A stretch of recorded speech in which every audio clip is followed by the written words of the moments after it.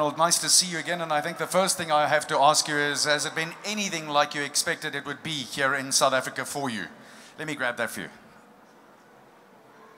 Well, I have been very impressed with everything that I've seen so far. I think that Wayne has done an extraordinary job with the promotion. I think that he got the sponsors involved. He has a really great relationship with all the international community, with all the different federations and with the different countries. He has so many competitors here. He has like 11,000 competitors here in 48 different sports. So I would say that, and then the bodybuilders, I was really excited yesterday because they were really in top shape. And their posing has improved.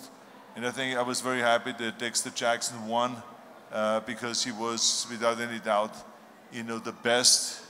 And even though it was a very, very close competition. So I would say overall, when I walk around, I just again saw 15 different sports this morning. I'm delighted to see now, finally, the Arnold Classic Sports and Fitness Festival also here on this continent, and especially here in South Africa. Now, I hate to bring this up, but you're a man that hates getting beaten. But yesterday, you won't believe this, but the great Arnold Schwarzenegger got beaten yesterday by a 7-year-old girl at chess. I don't know how you're going to live this down, Arnold. And it was my pleasure. It was my pleasure. I love playing chess, and I love when I see kids at that early age on already participating in chess. I remember I played with my dad when I was really young, and it stayed with me, and it's a fun thing to do. As a matter of fact, when we film during the night, I use chess as a way to stay awake. And it's a great mental game, and it's really fun, and it's so much fun to have it part of the Arnold Classic. And I saw yesterday hundreds of kids there playing chess, so it made me really feel good. And I have to tell you that I'd rather do that than anything else, because I'd like to inspire young kids. If it is in chess, or if it is in fitness, or in bodybuilding, or whatever it is, or getting into movies, or making a lot of money, or whatever it is, I like to inspire people. I like to inspire kids. Let's go all the way back to you, born in a very small little town called Thal, just outside of Graz in Austria. And you grew up really poorly, actually. You were a poor young man. Tell us about those days. Take us back there. Well, when I was born, it was 1947. So you have to set the stage. 1947 was 2 years after the Second World War was over. So there was famine, starvation. There was no money. There was absolutely nothing around. So we were occupied by the British. Then to the east, they were occupied by the Russians. The Salzburg area was occupied by the Americans, and then the rest of it by the French. So we were occupied by the 4 Allied forces, and it was very poor upbringing. And I think that was maybe one of the reasons that I always was so hungry for getting out of Austria and making it and becoming successful, and making it big in life, and making money and all that. So that was always that's I think that upbringing, that poor upbringing, kind of created the fire in the belly, and my need to create a vision for myself, and then to go after that vision. I think so that upbringing was very important. My father was a police officer. My mother was the typical Austrian Hausfrau, that stayed at home and that raised the kids. I had a brother. So, but the great thing was that there was always someone there to help us, and someone there to encourage us. If it wasn't my mother, it was the teachers in the school. If it wasn't the teacher, it was the coaches afterwards. And then my father, after 5 o'clock, when he was finished with his work as a police officer, he was coaching us soccer. So there was always someone there to help us and encourage us. So that was very helpful. I know that your father was extremely strict and you got several beatings. You were a normal boy, so you got into trouble. But that strictness, you say in your book, Total Recall, was what made you as successful as what you are today. Well, I think that the discipline upbringing was really important because even though in those days your parents got much more physical than today, you know, my mother would be waiting there at home when I came home, and would be the ruler. And you know, when I didn't want to do my homework, she whacked us over the fingers with the ruler. I mean, that was just common practice. You get smacked, you get whacked, you get kicked, and everything. It's the same in South Africa, trust me. Okay, maybe it's the same, but I mean, it's, you know, that was the way it was then, and it didn't do us any harm, you know, because it made us then do the things that the parents wanted us to do. Or when we came home with bad grades, I mean, my brother and I, we were smacked immediately when my father looked at the grades. It was kind of a tough upbringing, but we got disciplined from that. And I think also what was very helpful was when I was 18 years old and I was finished with school, I went into the military voluntarily. I didn't have to go until 21, but I wanted to go with the age of 18. And I became a tank driver in the Army. But that basic training in the Army was another thing that was very, very helpful. For the first time, we had to get up at 5 o'clock in the morning. You had to run around the track, you know, 10, 15 times until you were totally exhausted. You had to do your push-ups and your sit-ups and your leg raises and your dips between chairs and chin-ups and all of those kind of things. And then you had to go back to the barracks and you had to wash and clean your shoes and then polish the belt buckle, learn how to iron your shirts, learn how to iron your pants, how to wash your pants, and everything. We learned everything. It was this basic training that was very helpful, and I think it helped me throughout my life that I never really had to rely on anyone to do my clothes or to iron anything. I mean, of course, now I send it out and send it to the cleaners and stuff like that. But I was always very self-sufficient, and I could also cook for myself. I make the best steaks, by the way. I'll take you up on that. Yeah, exactly. And so, I mean, those kind of things were very helpful. And I think that made me also very disciplined and never really shy away from hard work. Because remember, as I was explaining to those powerlifters just earlier, that when I grew up, bodybuilding was a sport that was kind of a subculture. It was not like basketball or baseball or football or any of those sports where athletes made millions and millions of dollars. In bodybuilding, there was absolutely no money. As a matter of fact, when I went to America and I needed more money for food supplements and for food you know, really good, healthy foods, you know, Franco, my training partner, and I, we started a construction company and we started doing bricklaying jobs. And so even though I was a Mr. Universe and world champion in bodybuilding, Mr. World noticed, Mr. Olympia, we did bricklaying jobs and we were building walls and we were building chimneys and patios and floors, tiled floors and all this. And we had those ads in the newspaper in the LA Times, you know, European experts in bricklaying and stonework. Yeah, right. Because Franco was a bricklayer, but I was not. And so I had to do a lot of the cement work and the mixing the cement and you know, walking out with the wheelbarrow and deliver bricks to Franco and sand and all that stuff. So that was my job. So we worked, you know, hours every day. And we, at the same time, went to college. Franco went to chiropractic college. I went to university. And at the same time, we were working out 5 hours a day. So that's why I always say to people, I say, you know, the day is 24 hours. And don't waste it. Because we can, you know, sleep 6 hours. And if you need more sleep, just sleep faster. And then the rest of it, you have 18 hours left. Because people always say, well, I don't have the time to exercise. I say, hell, what does that mean? I mean, I remember when I visited the Pope in 1983, I talked to him about exercising because just before I met him, I read that he's training every day for an hour and he's doing like 500 sit-ups and push-ups and all of those things. And I said, how do you have time And he says, you make the time.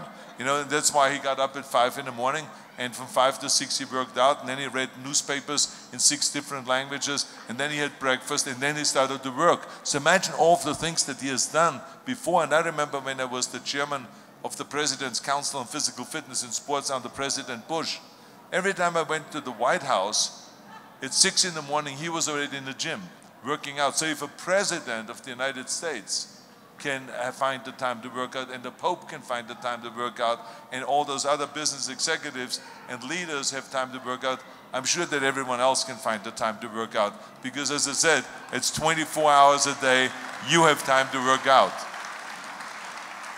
You've told us a lot of what I wanted to ask about, and I'm really grateful for that. But I do want you to talk for a second or two about, you love the movies. You used to go to the movies often as a kid, and you used to earn pocket money to go to the movies. And then one day, you went and saw a movie called Hercules, and that changed everything for a young Arnold Schwarzenegger.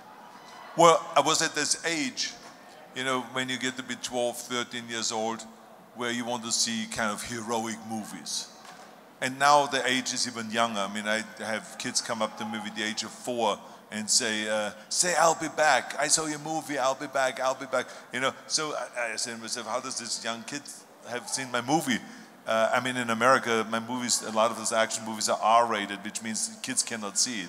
Only grown-ups can see it. So, but in any case, this kid figured out, like I did when I was a young kid, could go into R-rated movies. So did he.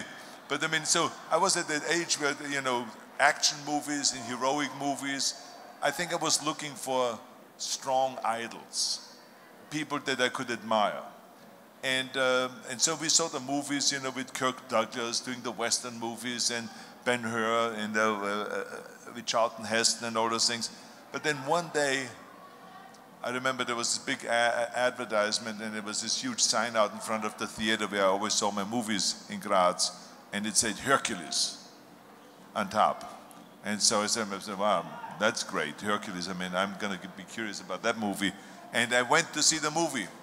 And there was this monster guy that had enormous lats and huge deltoids and thighs. And I mean, it was extraordinary looking. I said to myself, this must be special effects. It couldn't be that a human being could look so muscular and could be so big. But then when I saw the movie, I mean, I was so inspired by the whole thing. And I was wondering, I mean, how did this guy get like that?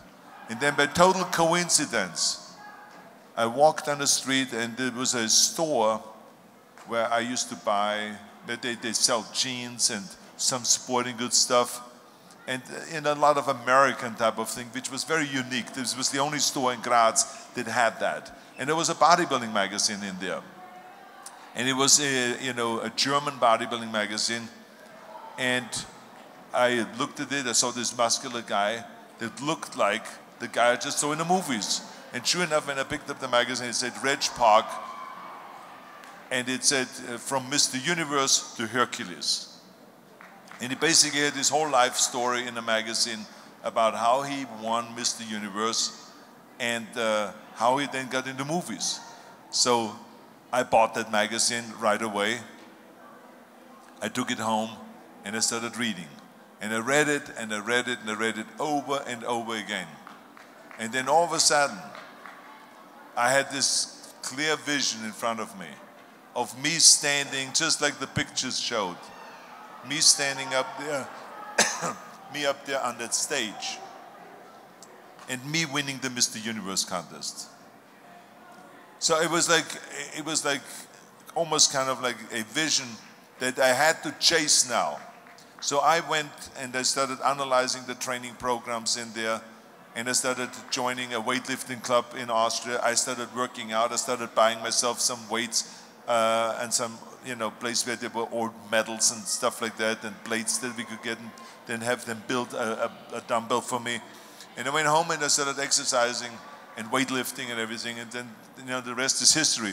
I started becoming more and more fanatic and started chasing that vision. And people always say to me, in the gym, why are you so happy? Everyone else looks kind of like down, and they have to do the same exercise as you do, but you always seem to be happy. And I always tell them that I don't see it as a chore, that for me, exercising was always kind of like, I can't wait to do another rep, or to lift another 500 pounds, or to do another 500 sit-ups, or to do another 500 chin-ups, because every rep and every weight that I lifted got me one step closer to that vision, to turn that vision into reality. And so I was always inspired and always happy when I was working out in the gym. So you become a tank driver, you're now starting to show some promise, the body's developing and it's going well. You even had the army equip one tank for you with all sorts of equipment that you could work out. And then one day you read about this competition in Germany, but they wouldn't let you go. And you just said, I'm going. And Arnold went AWOL. Tell us what happened after that. Well, I mean, at that point I was an automatic pilot. You know, I mean, it was very clear that they wanted to win the Junior Mr. Europe competition, and this was my chance. I felt like I was in good shape, and so there was no one going to stop me. So I just snuck out, basically, and went with the train to Germany, and competed in Stuttgart, won the competition, got a lot of attention from magazines, different magazines, and people, you know, that just thought that I was a new talent and that I had all the potential in the world to become a world champion and all this. So it was all music to my ears. So when I came home to the military base, I snuck back in. But of course, at that time, they discovered what was going on. And so they, of course, were very confused because they did not know, should they punish me or should they celebrate me because I came home with a trophy? And so they decided to do both. So I was, I remember I was in that solitary kind of confinement place for a night. And then the next day I was brought to the officers' quarters, and there they were celebrating my victory. And you know, I showed them my trophy and I told them the story about the competition and all that stuff. So they were they admired my will on one way, but on the other way they had to do something, to do some punishment in order to kind of like not let it go by. And then they, as punishment, stuck you in the kitchen so you could eat all you wanted. Well, you have to understand, up until the time I was 18, I very rarely ate meat because we didn't have the money. And I very rarely ate fish. So my mother made it like maybe once a week or once every 2 weeks. There was some goulash that had some beef in it, or on Sunday she would make some fish of some sort. But I mean, that was it. So when I got to the military, there for the first time I got meat every day. But as a bodybuilder, I felt like I didn't have enough. So what happens is that when you make a mistake, you get punished. And you have to go in the kitchen at night and peel potatoes. So I said to myself, wait a minute. They call this a punishment, but I see this as a kind of a big plus because I get into the kitchen. When I get into the kitchen, I'm gonna eat and eat and eat all the meat and all the protein that I can eat. So I was, you know, screwing up on purpose throughout the day. And you know, shooting the wrong way with the tank, or banging into things with the tank, or you know, when overnight when we were camping out, I forgot to put the brakes on, and the tank rolled into the river. That was actually the last straw, wasn't it? After that, they said, "Please just go." That's right. Yes. So I mean, so there was the mistakes like that were made, but I had a great time. So I went into the kitchen, I peeled my potatoes for 2 hours or 3 hours, and in the meantime, throughout the whole time, you know, the people that worked in the kitchen made meat for me, and they made, you know, fish and all the stuff that were there. So it was great. I gained in that year around 20 pounds when I was in the military, and that's what enabled me then with 19 to go to Munich after the military was over. And you're absolutely correct when they said go, because I signed up for 3 years. But I mean, after 1 year, after all the mistakes, they said, I said to them, I said, look, I got an offer to work in a gym in Munich, to be an instructor. I said, could I leave? And they said, yes, please, Arnold, leave. They were thrilled that you got the job. Yeah, I mean, they were like very happy.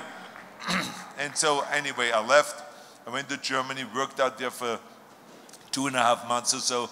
In the gym, I was an instructor, and I had now all the time in the world to exercise, so I worked out 3 times a day. I worked out in the morning, I worked out at noon, and I worked out in the evening. And I worked out, I made total fanaticism. I mean, it was like unbelievable. Because I wanted to go to the Mr. Universe contest where Reg Park competed in London and be on that same stage. And I was hoping that I'm gonna get in the top 6. And for some fluke, I became runner-up, which of course I didn't know at the time what that is.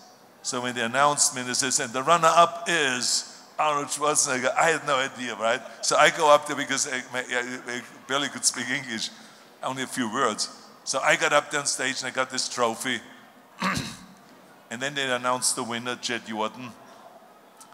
And then I said, my buddies from Germany that were competing there came to me and said, congratulations, can you believe that 2nd place? You came 2nd place. I said, I did? I said, that's really great. That is fantastic.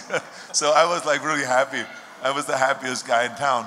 And then of course I trained really hard the whole year following after that, to become the youngest Mr. Universe ever with the age of 20. So I did a whole year of training, and like again, Reg Park was my idol. I followed his rules. In the meantime, I had a chance to meet Reg Park during one of the exhibitions that I did in London. And then he worked out with me in Wack Bennett's gym. And that was for me, of course, heaven. I mean, think about it. The person that you idolize and you've seen on photographs, and that just won the Mr. Universe contest for the 3rd time himself in 1965. And now a year later, you're there working out with him.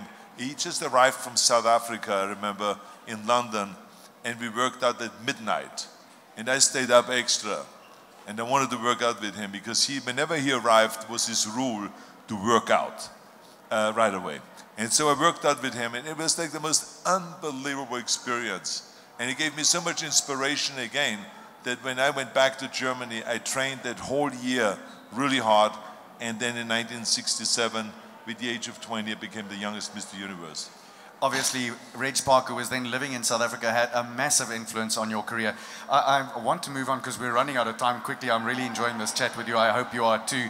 But I didn't realize until I'd spoken to John Park a little while ago that his wife, Reg's wife, was a ballet dancer. And she taught him to pose to music. And that's where bodybuilding took a massive step up. How did that affect your career for you?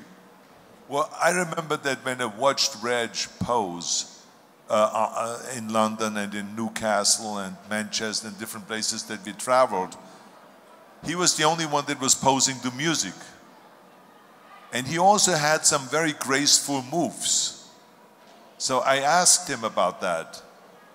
And he told me that Marianne was a ballet dancer and that his wife also was instructing ballet. So she was instructing him how to be more graceful on the stage and how to use your hands and how to use your head, which way you look during your posing and all that, and how you have to have the confidence on stage and sell that confidence at all times, and how to do the muscle control, and on and on and on. So he then taught me some of the things. And so the whole idea then caught on that bodybuilders should pose to music and not just be out there posing without anything. And then I started learning how to pose. And I remember I was over at Wack Bennett's house and we were all learning how to do the posing with music and all that. And so I think it had a tremendous effect, and it had an effect on bodybuilding because now in the whole world, we are using music for posing as a backdrop kind of a thing. And people learn how to pose to the music. In the beginning, they just posed and there was just music playing. But now, the bodybuilders are getting really with it, and they're posing to the music, which is, I think, is very complimentary. And music, as you know, is very important also in movies or in anything that we see on television. It's always about music, because it gives you the kind of the support to the story itself. And so I think it's great that we're using it. Marianne had that effect, and Reg had that effect. Let's make a massive jump. Once you'd won all the titles, you'd won. Then you decided